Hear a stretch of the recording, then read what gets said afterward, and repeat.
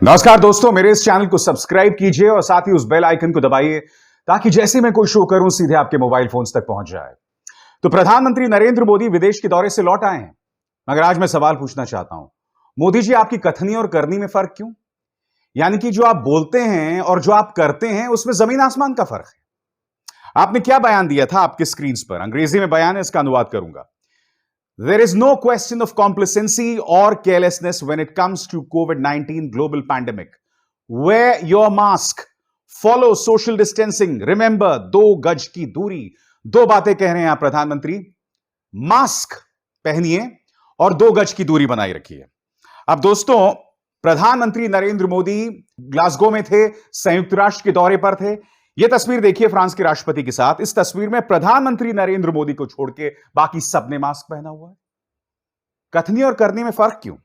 अब देखिए दोस्तों, जिन जिन लोगों से वो गले पड़े थे, जिन जिन राष्ट्र के नेताओं से गले लगे थे, उनके साथ तस्वीरें देखिए। अधिकतर लोगों के साथ बाकी सबने मास्क पहना हुआ है, प्रधानमंत्री नरेंद्र मोदी को छोड़ के। प्रधानमंत्री नरेंद्र मोदी की एक भी तस्वीर नहीं दिखाई देती जहां उन्होंने मास्क पहना हो।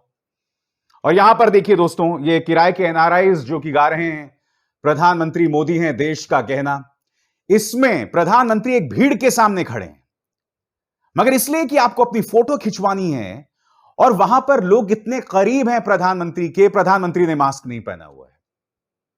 मैं जानता हूं आप क्या कहना चाहेंगे कि प्रधानमंत्री के आसपास जो भी लोग आ रहे हैं एक प्रोटोकॉल के बाद आते हैं, यानी कि वही लोग प्रधानमंत्री के पास आते हैं जो कोविड नेगेटिव हैं, जिन्हें कोरोना की बीमारी नहीं है। यही हाल जो अन्य देशों के प्रधानमंत्रियों और राष्ट्रपतियों का है। वही लोग इन मीटिंग्स में पहुंचे हैं जो कोरोना नेगेटिव है, मगर मुद्दा वो नहीं है। मुद्दा यहां सिर्फ यह है कि प्रधानमंत्री नरेंद्र मोदी आखिर क्या वजह है कि देश की जनता को कोई और संदेश देते हैं और खुद कुछ और करते हैं। और आप जानते हैं इसकी वजह से हमारी भद पिट रही है। अंतर्राष्ट्रीय तौर पर देश का मजाक उड़ाया जा रहा है। मैं आपको बताता हूं कि ब्रिटेन की अखबार क्या कह रहे हैं। आपके स्क्रीन पर एक एक करके बिंदु है अंग्रेजी में, मैं उसका हिंदी में अनुवाद करूंगा।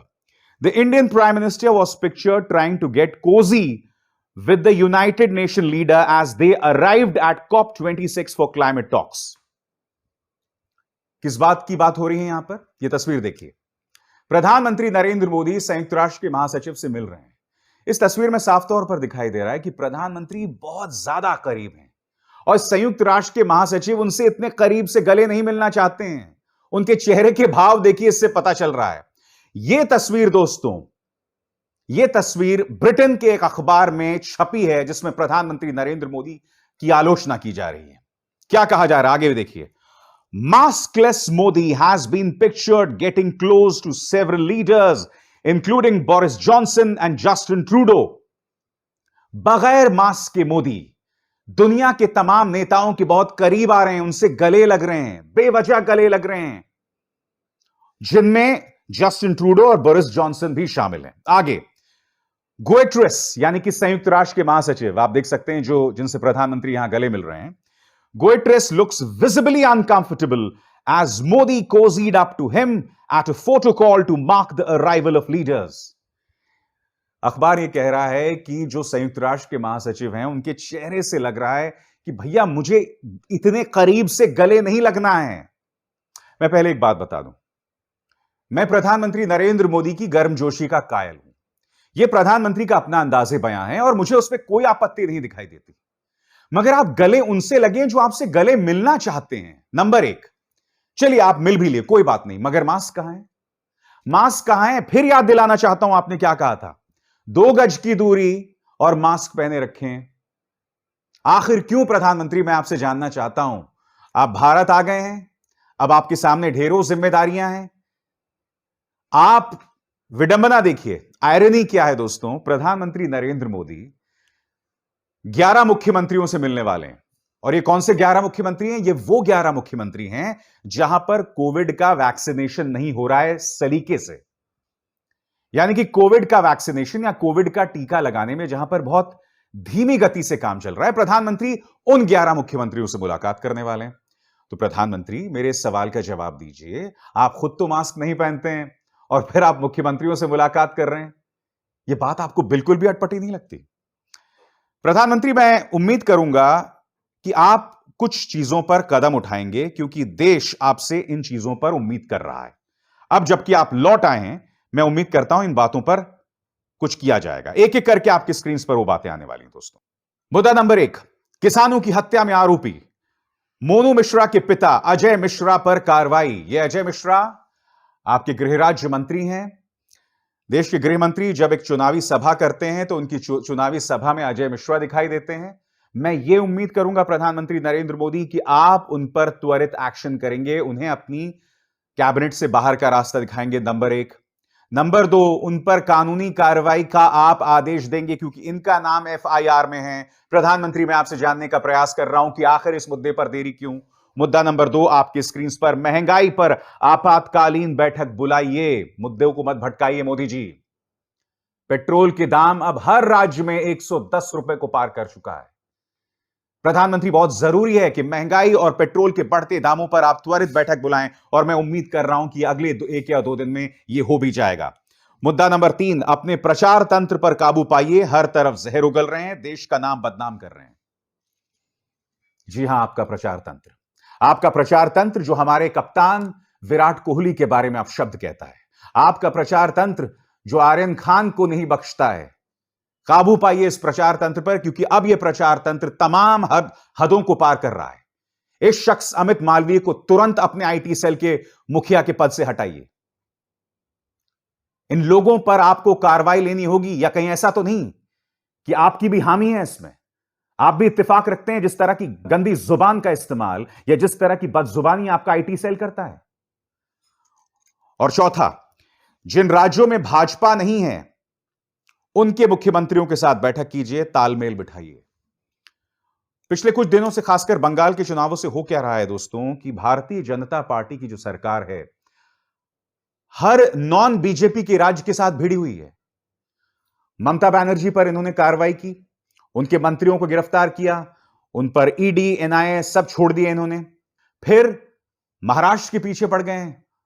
आप देख रहे हैं किस तरह से आर्यन खान और शाहरुख खान के बहाने किस तरह से उद्धव ठाकरे को टारगेट किया जा रहा है। बहुत जरूरी है प्रधानमंत्री कि आप इनसे मशवरा करें, मगर क्या ऐसा होगा? मुझे नहीं लगता दोस्तों, और मैं आपको बताता हूं क्यों। उसके लिए आपको कुछ चीजों पर गौर करना पड़ेगा। कल उपचुनाव के नतीजे आए और बड़ी खबरें क्या उभर कर आ रही हैं जो कि प्रधानमंत्री के लिहाज से बहुत चिंताजनक है। मंडी, यहां पर प्रतिभा सिंह जो कि स्वर्गीय वीरभद्र सिंह की पत्नी है, वो चुनाव जीत गई। इस वक्त हिमाचल प्रदेश की 68 में से 20 सीटों पर जीत हासिल की है कांग्रेस ने।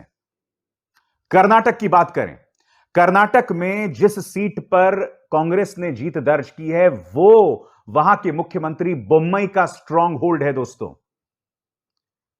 मजबूती का किला है वो बीजेपी का, बावजूद इसके वहां कांग्रेस जीत गए और वहां कांग्रेस का उत्साह ज्यादा है। राजस्थान में एक भी सीट नहीं जीत पाए। अब हम बात करते हैं दोस्तों किसकी, अब हम बात करते हैं पश्चिम बंगाल की। पश्चिम बंगाल में ममता बनर्जी को 80% वोट मिला है। भारतीय जनता पार्टी को उन्होंने बुरी तरह से रौंद दिया है। इन तमाम घटनाओं के मद्देनजर क्या आपको लगता है कि प्रधानमंत्री नरेंद्र मोदी और भारतीय जनता पार्टी इन तमाम राज्यों से, इन तमाम राजनीतिक दलों से, इन तमाम मुख्यमंत्रियों से तालमेल बिठाएगी?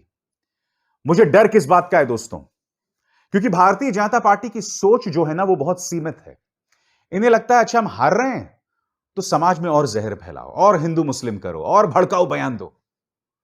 मुझे डर इस बात का है दोस्तों कि महंगाई पर से ध्यान हटाने के लिए, बड़े मुद्दों पर से ध्यान उठाने के लिए, इनकी नाकामियों में से पर से ध्यान हटाने के लिए, जो हार इनको सामना करना पड़ा है उस पर से ध्यान हटाने के लिए ये लोग फिर वही जहरीला संवाद शुरू करने वाले हैं। मुझे डर इस बात का है।